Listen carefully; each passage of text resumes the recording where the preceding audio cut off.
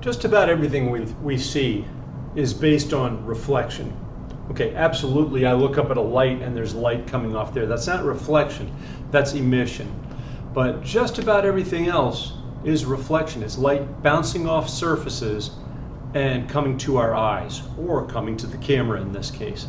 So I've got light on here, a lot of fluorescent light. That's white light shining on me. We won't worry too much about the colors right now, but that light is reflecting off this surface. Some of the light is getting absorbed. That's why this shirt looks kind of dark and the whiteboard looks kind of white, because a whiteboard tends to reflect more light. The white stripes here tend to reflect more light. The red reflects a little less light. What it does is absorbs just about everything except the red frequencies, the red colors in the white light that's coming in the spectrum. So it absorbs all those other colors and reflects out the light. Now this is a special, when we look at just about everything you see here, it's a special kind of reflection, and it's called diffuse reflection, meaning the light hits my shirt and then it reflects off in all directions. So everybody around here, anybody else in the room looking, sees the same thing on my shirt, sees the same color, sees the same color on the flag. Anywhere you are, you see the same thing. Whereas if I held up a mirror, that's a different kind of reflection.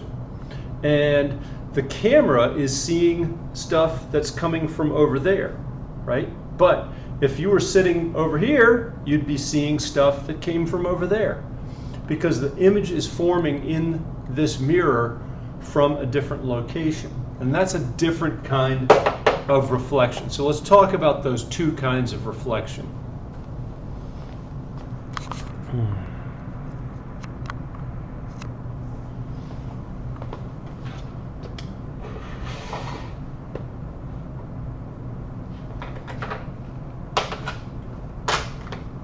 And the first type I'll talk about is diffuse reflection.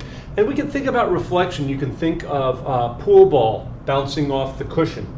Okay, so if this is the cushion, the pool ball comes here and bounces off. And if it's a nice flat cushion, that cue ball comes here, we can kind of predict where it's going to go. That's the normal or specular reflection that we talk about. But the main thing you're seeing just about everywhere here is called diffuse reflection. Diffuse reflection. And diffuse reflection means that the light that hits that, let's say I have a light right here, and that's shooting down there. It hits the surface, and the surface is a little irregular. You've got threads here. Some of that light gets absorbed, and some of that light gets reflected. And if it's an irregular surface like this, not glass or mirrored glass or a flat, perfectly flat lake or pond, then the light ends up going out in all different directions. It reflects in all sorts of different directions. So for example, my green shirt here, some of the light gets absorbed, and some of that light energy goes off in all different directions. Somebody over here receives green light. Somebody over here, their eyes receive green light. They see it as green. And that's diffuse reflection, when it's not a predictable direction that the light will reflect off. But the bigger one that we're generally concerned with in physics, that's the one that really affects your life more. But the one we're generally more concerned with in physics is specular or regular reflection. Specular reflection has a very predictable direction.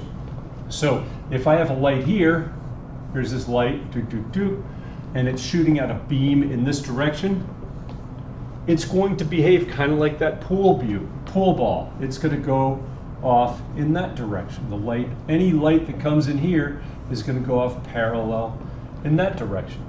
And we can absolutely demonstrate that with, I've got a mirror right here, and I've got a laser, a green laser, and you can sort of see that if, I hope this will show up, I'll have to check this later, if I shoot down there, it's got a very, very predictable direction. So if I move it this way, that's parallel to this one. Okay? Any light that comes in here, I can predict exactly where it's going to come down. And with this laser, it's really, really small beam, small beam. So that beam, if I shoot it like this at the mirrored surface, I know it's going to go off in that direction. But we can do even better than that. We can make it a mathematical certainty. How do we do that?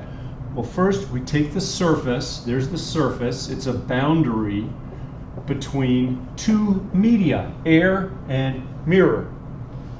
Okay, and again, some energy gets absorbed, but some gets reflected. Most of it, in fact, gets reflected. And the way we measure that, you can sort of look and say, oh yeah, I know that's going to happen, but we want to do it really carefully because we also want to set up for when the light goes into a material like glass or water, which is called refraction. And to do that, we really have to use very, very specific measurements. And the specific measurements, one of them is this. We call that the normal line. Just like normal force is perpendicular to a surface, this is perpendicular to a mirror. So the normal line for this mirror, if light is hitting here at that point, the normal line would be perpendicular to the mirror at that point. And we measure the angle always from the normal line.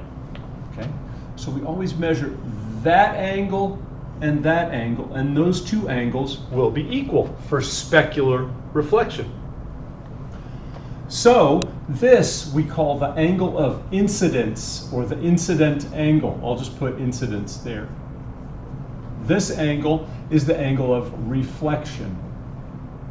Angle of incidence, angle of reflection.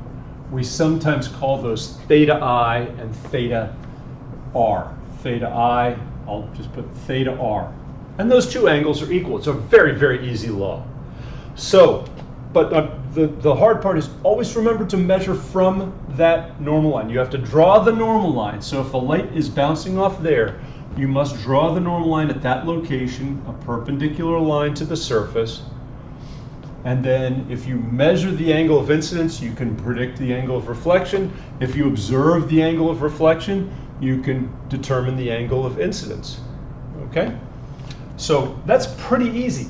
It's really easy, and that is specular reflection. So let's give that a shot here, and I'm going to need to get my protractor.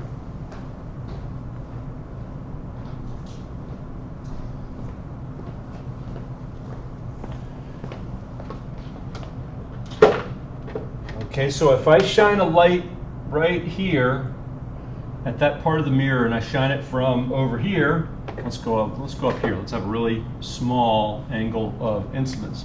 If I shine it from there, I should be able to predict where that will come out. Well, first let me draw my normal line. And it's hard to do. I wish I had a better thing, but that's pretty close to perpendicular. And I'm going to draw my normal line there, perpendicular to the surface where the light hits, and that's where I'm going to have it. Okay, and then here is my incident ray. The light is going to come in on that line. So I can measure, ooh, that's going to be tough. I'm going to have to get down here. I can measure my angle of incidence, and it's a, wow, that's really bad. That was a bad normal line. Sorry about that. So I need to do a better normal line. In fact, this would be the better way to do it. Because at that point, there's 90 degrees, okay? So if I measure that angle of incidence, what I end up with is about 1021 degrees. So if I measure 21 degrees in the other direction, that would be my angle of reflection. And 21 degrees is about here. I'm eyeballing it a little bit. So my angle of reflection tells me where my reflected ray will come out. 21 degrees, 21 degrees. Let's see how that did.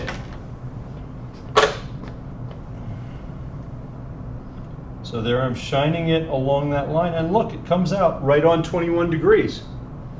You could sort of see that if you hit a slightly different spot, it's going to mess up your measurements. If you're slightly off this way, a little tiny change in the angle will result in a change in the angle over there. And the farther that goes away from the mirror, the bigger the error is going to be.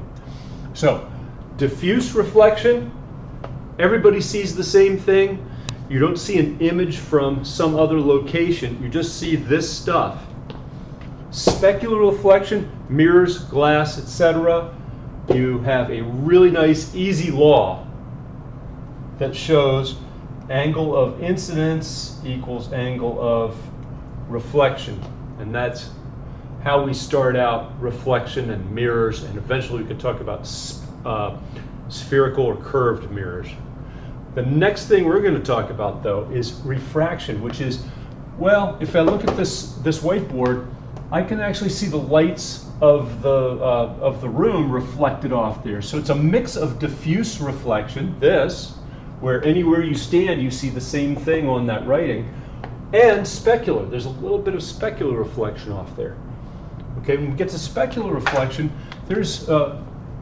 there can be a situation where we have like glass or water where the light can actually go in, and that light will change direction when it goes in. That's called refraction. And that's the next lesson, is talking about refraction and how we predict what that direction is going to be.